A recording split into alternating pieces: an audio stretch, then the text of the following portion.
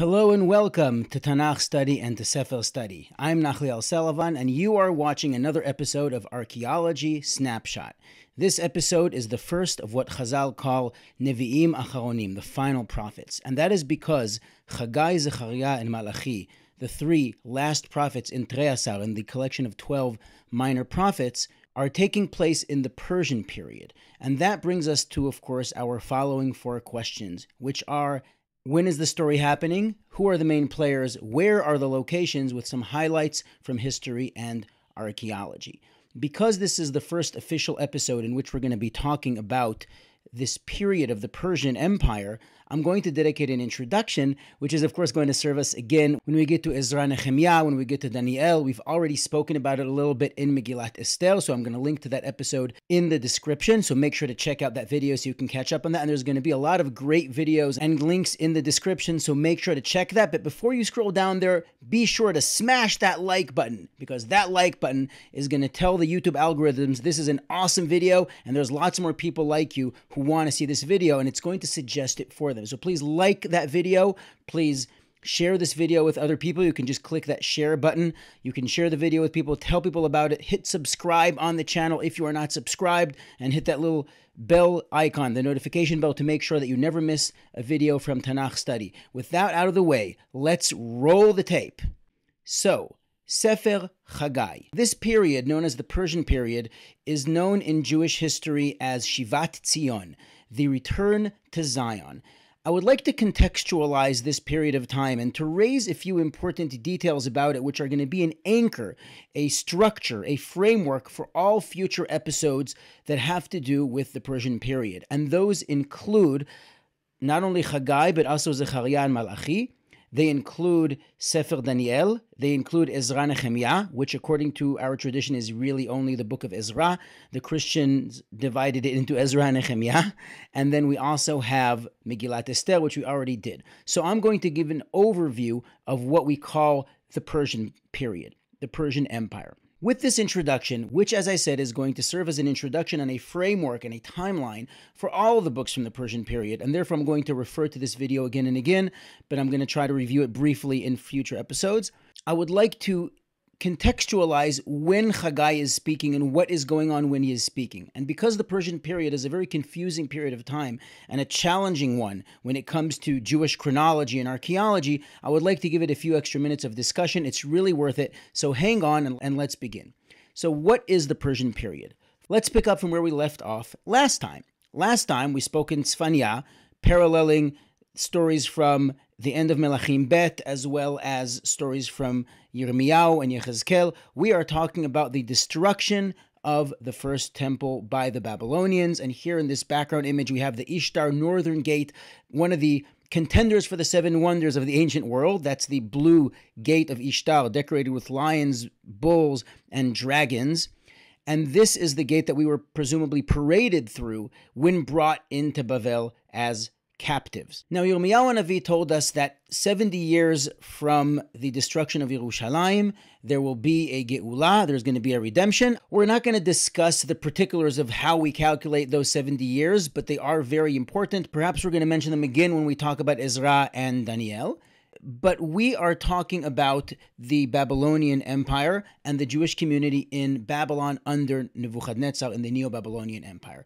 That's where we have the famous Tehillim, Al Naharot Bavel, by the rivers of Babylon. And as we say as well in another Shir Lamalot, in another Tehillah, Et Shivat Zion Hainu Kecholmim. We were like dreamers, dreaming of Shivat Zion, dreaming of coming back to Jerusalem, to Zion, and to rebuilding the Bet HaMikdash, to rebuilding the temple on Mount Zion, which is actually the Temple Mount. Now, the Persian Empire begins with a very important event, and that is with Cyrus the Great, whose entire backstory is fascinating and is described in great length in Harodotos, the Greek historian's book known as The Persian Wars. I would recommend reading it. It is a fascinating story about how he usurped Astyages, and there's so much politics and it's an incredible story to read about who this person is, Cyrus the Great. Anyway, let's get to the interesting stuff. So, Cyrus the Great establishes the Persian Empire. Here in the background, we are looking at a map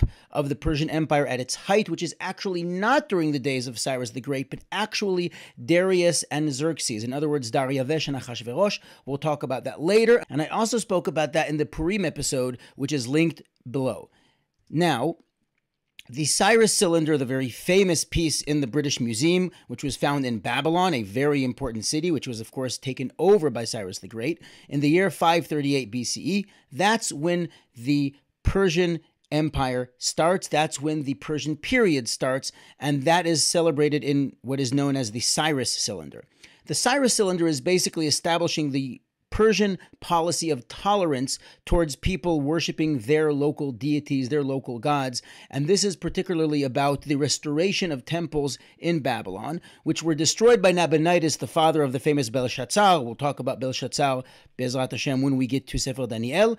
But that story of Belshazzar's feast and the fall of Babylon with the raiding of the wall, that story all takes place with Cyrus the Great marching into Babylon and capturing Babylon. That is the beginning of the Persian period, and that is where Cyrus the Great gives a proclamation, which is the closing words of Tanach and the opening words of Ezra, which enables the Jews to come back to Yerushalayim and to build the second temple. Now, with all of the good intentions that Cyrus seemed to have, things did not exactly turn out as we wished for, and in fact the situation in Judea was very difficult. We did not have the funding, we did not have the support, and then there were all these obstacles in the way of building the Beit HaMikdash. We're going to talk about that in our next topic, but let's just wrap up what exactly we mean when we say the Persian period.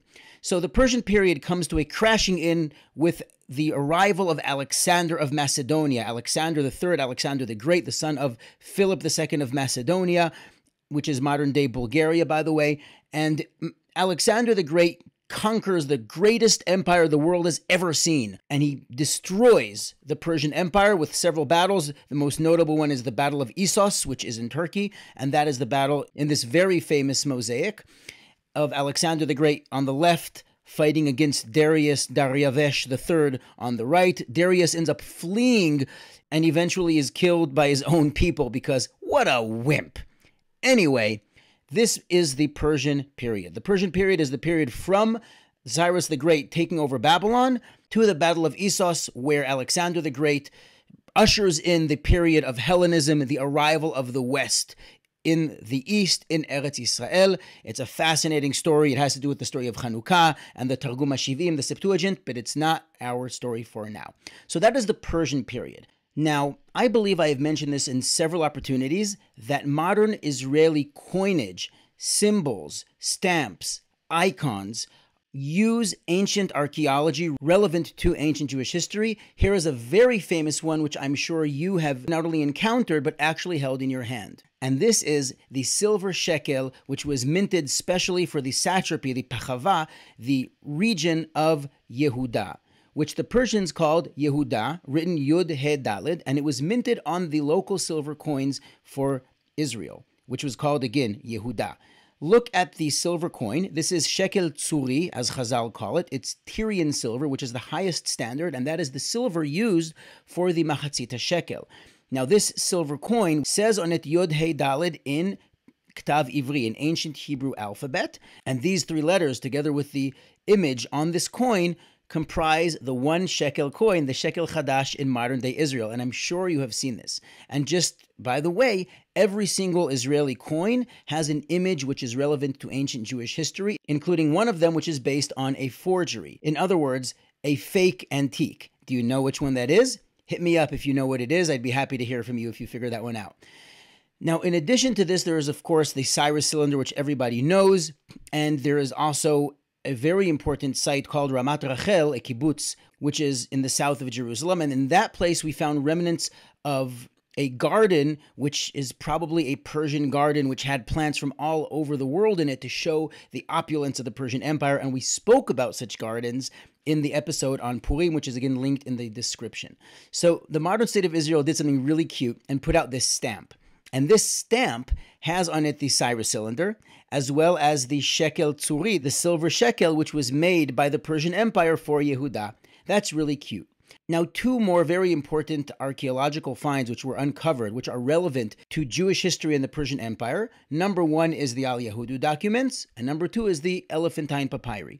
The Al Yehuda documents on the left are clay documents of the Jewish community in a place called Al Yehuda, the Jewish town, or Jewishville, or perhaps you can call it Brooklyn or Teaneck or something like that. And that is where the Jewish exile was sitting after being exiled from Yehuda. That's why it was so easy for Shivat Tzion to take place, because all the Jews were pretty much concentrated in one place, unlike the Assyrian Empire, which spread us all over the place so that we can't find our way back home. Thus, the 10 lost tribes. The Elephantine papyri, which is plural for a papyrus, this reed-based paper on the right, are a collection of very important documents written in Aramaic, a correspondence between the Jewish community in a very southern Egyptian city by Aswan, by the High Aswan Dam, called Elephantine, or Yeb, and these are from the Persian period, and they were found on this island. You can actually see some of them in the Brooklyn Museum, because it was the Brooklyn Museum who discovered them in the island of Elephantine. And I'm going to link in the description to a special video, a special virtual tour that I did for last year's Chidon Tanach USA, which covers these very important finds from the Jewish community. Some of them begin in the Babylonian period and continued into the Persian period, such as the Al Yehuda documents, or those which are unique to the Persian period, which are the Elephantine papyri. These are very important archaeological remnants which have a lot to tell us about this very unique period of time in Jewish history, which we know very little about outside of Tanach. And even in Tanach, we know very little about it. So let's get into the plot. Who is who? Who are the characters? What exactly is going on? Welcome back to the British Museum. We are in the Persian galleries looking at the Cyrus Cylinder. And this is the perfect place to give you a brief overview of what exactly is the order of events, to understand where Haggai is placed in the Persian period, who is he speaking to, and what is he talking about. The first thing we need to know is that the Persian period is actually a very problematic one, because we have a conflict between our tradition, which is based on a Tanaitic literature called Seder Olam, which goes through the order of the generations and gives them years, and it reconstructs the Persian period, even though it was written hundreds of years later, with very few resources. And Chazal talk about the scarcity of resources and the various different versions of manuscript that Anshe Knesset HaGdolah, for example, had when they reconstructed stories, when they wrote Divrei Hayamim. So this discussion is a discussion which is over a millennia old. I'm not getting into all those details. I cover this a bit in the story of Megillat Esther, but the point that I'm trying to make is that according to the conventional chronology, which means what we find in archaeology, the writings that we have of the Greek histories, such as the Persian Wars by Harodotos, as well as comparing them with writings of Darius the Great and other kings, which are inscribed on their tombs and other such finds, we basically come up with a Persian period which lasts over 200 years and had 10 or 11 kings. According to Tanach, we only have mention of 4 of these kings, and some of them actually have the same name. For example, Darius the first, the second, the third. So you just have Daryavesh. So which one is it? Or Artaxshasta, we have the first, the second, the third. It's not a simple discussion. And in addition to that, in the Elephantine papyri, we have the mention of Kambuzi or Cambyses, who is another Persian emperor who we don't have any mention of in Tanakh. That being said, there is a very resourceful and excellent book by Mitchel First called Jewish History and Conflict. I'm linking to it in the description. Please use the link that I put in the description. It will really help me. That link is to this book by Mitchel First, which talks about the conflict between the conventional chronology and then the Seder Olam, which have these conflicts between them, and there are various scholarly rabbinical opinions which take one or both or neither sides of this historic debate. But the bottom line is that if you go by conventional chronology, you have to add 165 years onto the Jewish years, which people still like to use, and I just can't wrap my head around them, which is why I use the conventional chronology. For example, the destruction of the first Beit HaMikdash, 586 BCE. That's conventional chronology. If you take the destruction of Churban Bayit Sheni, the second temple destroyed in the year 70 or 69, and you use Seder Olam and go back 420 years and then take off another 70 to get to Churban Bayit Rishon, you're going to end up with a very different year with a discrepancy of about 165 years. So this is serious stuff. I'm not taking it lightly, which is why I'm referring you to these excellent resources in the description. Please check out those books. I offered you a whole bunch of them so you can check out the Persian period on Amazon. There's Yehuda Landy's book, Purim in the Persian Empire. There is Mitchel First, who has 2 different books on the topic. There's also Esther Unmasked. Okay, good. Besides, you should probably watch the episode on Purim. We had a lot of fun on that one. Okay, so let's get into it. So the Persian Empire begins with Cyrus the Great. Now I'm going to tell you how that's relevant to our story. The people who operate in our story are Sheshbatzar and Zerubbabel, who are mentioned in Ezra and Nehemiah, and Yeshua HaKohen HaGadol as well, Yeshua ben Yotzadak. These are the main people who came up with Shivat Zion to Jerusalem to rebuild the temple. And these people encountered a lot of difficulties, financial difficulties. They didn't have support. They had a lot of antagonism from their surroundings. There is the Michtevei Sitna, these letters which were sent to the Persian king telling him, don't let the Jews build the temple. And this continued into the Purim story. So when we read the story of Purim, there is the story of the Michtevei Sitna written to Achashverosh, which is mentioned, of course, in Sefer Ezra and Nehemiah, which is also hinted in between the lines of Megillat Esther, which is Ad Chatzi Malchut, as Chazal say, ask of me anything up until half of the kingdom, meaning don't ask for that sensitive thing, Jerusalem, or moving the embassy, which will be Chotzet Malchut, which will split the kingdom. So those are the figures we hear about. Now we have Darius, Darius the First, Darius the Great, the father of Achashverosh. Now, I know that there are several different conflicting versions of which Darius we're talking about. Is it the Darius the First or Darius the Second? There are sufficient Jewish rabbinical scholarly approaches, such as Rabbi Yaakov Medan, who say that this is the proper event. We've actually found the archaeological evidence to back this up. So we're going to take this approach, that this is the Darius as the father of Achashverosh, and that is the proper chronology. Now, Darius is one who was able to take the entire Persian Empire and squash many rebellions, including against Gaumata and the king of Babylon, Nebuchadnezzar, like the third and the fourth. Not going to get into that, but the point is that this is probably the atrocities taking place in the world, the instability across the empire, which Haggai refers to towards the end of the Sefer. It's very likely that this is part of it. Da'at Mikra takes that approach. He's not the only one. But what Darius was able to do was to squash all those puny rebellions and to consolidate the empire and to expand the empire, making it 127 Medina, 127 satrapies or kingdoms, and it is Mehodu Vad Kush, from the Indus Valley all the way to Nubia and all the way to Greece. So this is the empire which is introduced in Megillat Esther, not the one that we have in the time of Cyrus the Great. It's a little bit smaller then. So this picture from the National Museum of Iran in Tehran, which I highly recommend, again, go check out that video from Esther, I talk about this. These are the images from the statue of Darius in Shushan, which I'm showing you here on the right.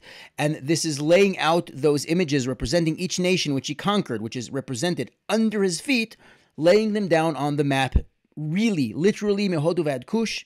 So you can really appreciate the breadth of this powerful empire, the most powerful empire in the history of the Near East. That brings us back to our figures. So Haggai, Zechariah, and Malachi, what are known as Nevi'im Acharonim, which Chazal say after Haggai, Zechariah, and Malachi died, there was no more prophecy. Haggai and Zechariah operated in the time of Darius, and we know this because it actually has a year of the reign of Darius as well as the day of the month, which is very special. It's unique in all of Tanach that we have a date in which time exactly the Nevi'im said his Nevuah. This is unique to Nevi'im Acharonim. It's very special. Cherish it. We don't know exactly when Malachi operated. All we have to go on is he's in the Persian period, and Chazal say he was part of the Anshe Knesset HaGedolah, the men of the Great Assembly, which is not so helpful because there were 120 of them over a long period of time. So we can place him anywhere inside there. And then we have the story of Purim under Achashverosh, the son of Darius. And finally, we have Ezra and Nehemiah during the reign of Artaxerxes. I'm going to take the opinion that it is Artaxerxes I, the son of Achashverosh of Xerxes. He was very favorable to the Jews as far as we know, and he indeed supported Ezra, and then several years later Nehemiah, in coming into Yehuda and completing the building of the walls of Yerushalayim and the Second Temple. Now that we've mentioned that, this is where Haggai comes into play. Haggai shows up in that period of time between when Cyrus's edict was sort of left hanging, the Second Temple began to be rebuilt, but it didn't quite reach its grandeur, and people were disheartened, people were sad, people did not have the stamina to continue building it. You can say that they basically lost their faith in this being the real Geulah. They faced despair, and they stopped the building. And things were not going well for the Jews in Israel, and things were not going well for the Jews back in Bavel. And it is in this context that Haggai comes, and in the famous words from the Field of Dreams, says, "If you build it, he will come. If you build it, he will come. Alu hahar uvnu habayit." Now is not the time to despair, because if you want the second Bet HaMikdash to work and to be gadol yeh kvod habayit hazeh acharon min harishon, that this second temple will be greater than the first temple in grandeur and world fame, you're going to have to put in the work yourself, and not to wait for the temple to come blazing down in flame from the heaven miraculously. No. You have to do it yourself. And if you build it, he will come. And those are the words of encouragement which Haggai gave to Zerubbabel, because he was disheartened. So to Zerubbabel and Yeshua ben Yotzadak Kohen HaGadol, be encouraged. I want you to rebuild the second temple. It's going to be great. And so Haggai closes with the final words of encouragement to Zerubbabel ben Shealtiel, who was the grandson of Yechoniah, the king of Yehuda, who surrendered and opened the gates. And he says to him, "You will be kachotam al yad yemini." Zerubbabel will be like a stamp, a seal stamp on my right hand. What does that mean? I'm showing you a steel stamp found in Wadi Dalia, which is from the Persian period, in the Israel Museum. And by the way, Wadi Dalia is very important, as you'll remember from the end of Melachim Bet Yirmiyahu, when I speak about Gedaliah ben Achikam. He is assassinated by Ishmael ben Netanyah, who was hired by Baalis, the king of Ammon, and we found the stamp of Baalis in Wadi Dalia. So Wadi Dalia is very important. It's in the Israel Museum collection. And a chotam, a seal, is something intimate which is always present on your right hand. It's always there. It is cherished. It is something special which I keep close to me at all times. And so this is basically the promise that Zera David, the line of David HaMelech, will be supported and protected. Hashem will protect it, will save it, and we will succeed in building the second temple, the second Bet HaMikdash. And indeed, Gadol yeh kvod habayit hazeh acharon min harishon, the second temple was known around the world as the most beautiful temple in its time, and that's after it was rebuilt and renovated by the Hashmonaim, and then renovated by Herod the Great, becoming such a great temple that Chazal say that whoever has not seen the second temple, the temple of Herod the Great, has never seen a beautiful building in his days. Kol shelo ra'a mikdash Harodotos lo ra'a binyan yafeh miyamav.